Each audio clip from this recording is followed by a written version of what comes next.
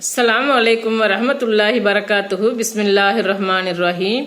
அன்பான சகோதர சகோதரிகளே, எல்லாம் வல்ல அல்லாஹ்வின் நல்லடியார்களே, இன்று நாம் காண இருக்கும் தலைப்பு நன்மைகளை வாரி வழங்கும் தொழுகை. கௌசர் தடாகத்தில் நீரருந்தும் பாக்கியம். தொழுகையாளிகளுக்கு கிடைக்கும் மிக பெரும் பாக்கியங்களில் ஒன்றுதான் மறுமையில் கௌசர் தடாகத்தில் நீரருந்தும் பாக்கியம். இதை தொழுகையாளிகளை தவிர மற்றவர்கள் அடைந்து கொள்ள முடியாது.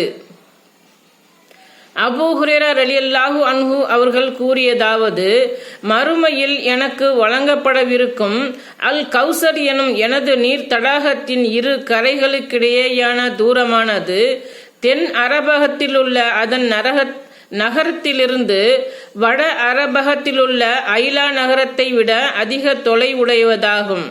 அதன் நீரானது பனிக்கட்டியை விட மிகவும் வெண்மையானது, பால் கலந்த தேனை விட மதுரமானது. அதன் பாத்திரங்கள் விண்மீன்களின் எண்ணிக்கையை விட அதிகமானவை.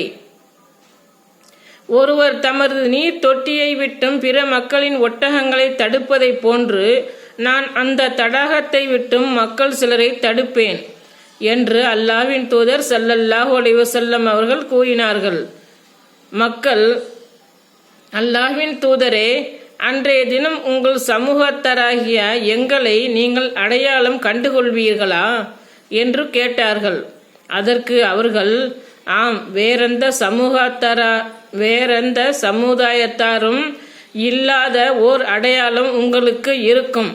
உழு செய்ததன் அடையாளமாக பிரதான உறுப்புகள் பிரகாசிப்பவர்களாய் என்னிடம் நீங்கள் வருவீர்கள்.